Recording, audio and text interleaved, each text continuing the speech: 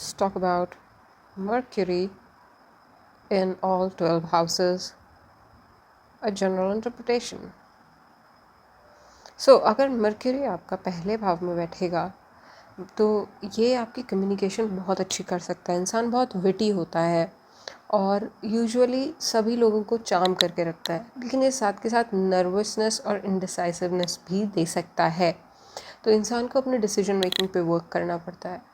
Mercury अगर second house में आ जाए तो ऐसा इंसान पैसे के लिए कुछ भी करने को तैयार होता है। इसी में इसकी गुड और बैड क्वालिटीज़ दोनों पता लगती हैं। इंसान को कैलकुलेटिव होना आता है।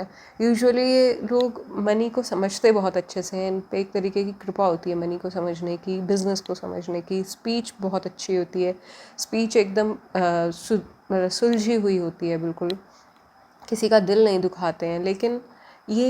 लेकिन जो मर्करी की टेंडेंसी है यहाँ पे, वो चीट करने तक की हो सकती है। इंसान बहुत ज़्यादा अपने बारे में सोचता है, मनी के बारे में सोचता है। मर्करी अगर थर्ड भाव में बैठ जाए तो ऐसा इंसान बहुत सारी यात्राएं करेगा, घूमेगा फिरेगा। घूमने का उसे बहुत शौक़ होगा, शॉर्ट जर्नीज़ का शौक़ होगा। और साथ के साथ राइटिंग स्किल्स भी ये इंसान को दे सकता है। बहुत अच्छे राइटिंग स्किल्स, बहुत अच्छे एक्सप्रेशन के स्किल्स, स्किल्स बहुत अच्छे बिल्डअप कर सकता है इंसान। आर्टिस्ट हो सकता है।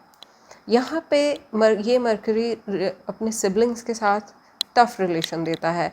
सिबलिंग्स के साथ आर्गुमेंटेटिव होना, उनसे किसी झगड़े में पड़ जाना ओवर मटेरियल थिंग्स, ये मर्करी ऐसा कर सकता है। फोर्थ हाउस में अगर मर्करी हो तो ये मर्करी बहुत ही पीसफुल होम देगा, और ऐसा होम देगा यहाँ पे बुद्धि की बातें होती हों, जहाँ पे विजडम बहुत कैरी करता हो। ये हाउस होल्ड बहुत वाइज होगा। जिस हाउस होल्ड में इंसान ये रहेगा, जो उसके पेरेंट्स होंगे, कम्युनिटी होगी, वाइज लोगों की होगी, अच्छे पढ़े लिखे लोगों की होगी, और यही चीज़ इंसान को जो है पीस भी देगी। साथ के साथ ये कभी कभी इमोशनल डिटैचमेंट भी दे सकता है, क्योंकि ये मून के घर में है नेचुरली। तो यहाँ पे इंसान जो है मेंटली हो सकता है उसको वही सेम एनवायरनमेंट मेंटली उसे उतना फुलफिल ना कर पाए।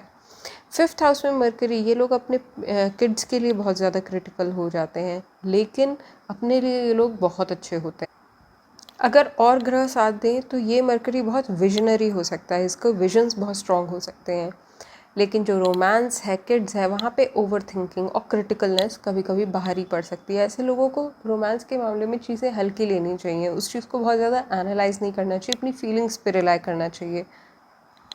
सिक्स्थ हाउस में मर्करी, ये मेडिकल फील्ड के लिए बहुत अच्छा मर्करी माना जाता है। ऐसे लोग लोगों की सेवा कर पाते हैं, किसी तरीके से अपनी स्पीच से लोगों का फ़ायदा कर पाते हैं। At the same time sixth का जो मर्करी है, ये सिक्स्थ हाउस का जो मर्करी है, ये आपको नर्वस इश्यूज़ दे सकता है। ये हेल्थ के लिए उतना अच्छा नहीं कहा जा सकता। ये इंसान को एंग्जाइटी भी दे सकता है। सेवेंथ हाउस मर्करी, ये इंसान को बहुत चार्मिंग बनाता है पार्टनरशिप में इंसान। लेकिन ऐसे इंसान की कभी कभी शादी बहुत लेट होती है, क्योंकि ये इतना ज़्यादा चूज़ी होता है। इसको एक ही इंसान में जो है बहुत सारी क्वालिटीज़ चाहिए होती हैं, तो बहुत ज़्यादा सेलेक्टिव होने की वजह से कभी रिलेशनशिप्स वर्क नहीं करती। ये चीटर भी बना सकता है इंसान को। मर्करी इन सेवेंथ हाउस, यूजुअली इंसान चार्मिंग होता है लेकिन फेथफुल नहीं हो पाता। एट्थ हाउस का मर्करी, ये रिसर्च और ऑकल्ट साइंसेस के लिए बहुत अच्छा है। ये इंसान को डीप रिसर्च में लेके जा सकता है, साइंटिस्ट वगैरह के लिए बहुत अच्छा है। लेकिन एट्थ हाउस का मर्करी इंसान को मेंटली अनस्टेबल बनाता है। आज कुछ और कल कुछ और, इस तरीके का बिहेवियर ऐसे लोगों में देखने के लिए मिलता है। नाइन्थ हाउस का मर्करी, अगर साइन और प्लेसमेंट अच्छा हो तो ये मर्करी इंसान को धार्मिक बना सकता है, स्पिरिचुअलिटी की तरफ ले जा सकता है। इंसान के पास एक मकसद होता है स्पिरिचुअलिटी को लेकर, स्पिरिचुअल बिजनेस भी दे सकता है। लेकिन अगर ये अफ्लिक्टेड मर्करी हो तो यही मर्करी जो है इंसान को बहुत ज़्यादा सिनिकल बना देगा। किसी भी रिलीजियस पे विश्वास नहीं करना, विश्वास तो दूर की बात, उसके बारे में गलत सलत बोलना, इस तरीके की टेंडेंसी नाइन्थ हाउस का मर्करी कभी कभी दे सकता है। तो इंसान अपना ही ख़राब कर लेता है जब वो इस तरीके के बिहेवियर करता है। टेंथ हाउस या 10वें भाव का मर्करी, देखा जाए तो ये करियर के लिए बहुत अच्छा मर्करी है, लेकिन ये इंसान को क्लेवर बहुत ज़्यादा भी बना सकता है। ये इंसान को क्लेवर तो बनाएगा ही बनाएगा। ये इंसान करियर में बहुत ज़्यादा अच्छा होगा, क्लेवर होगा, लेकिन ये अपने आसपास के लोगों के साथ भी क्लेवरनेस कर सकता है, तो उस चीज़ से थोड़ा बचें और अपनी क्लेवरनेस को सही जगह इस्तेमाल करें। और अगर आप सच में ऑथेंटिक इंसान हैं तो आपको क्लेवर होने की ज़रूरत ही नहीं है। अगर आप इंटेलिजेंट हैं तो आपको क्लेवर होने की ज़रूरत ही नहीं है।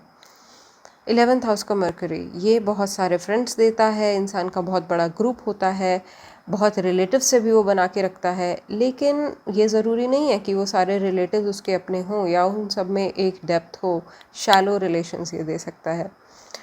12th house mercury, again spirituality के लिए अच्छा मरकरी है। स्पिरिचुअलिटी के लिए 9th और 12th हाउस दोनों, इवन 4th हाउस का मरकरी स्पिरिचुअलिटी के लिए अच्छा है।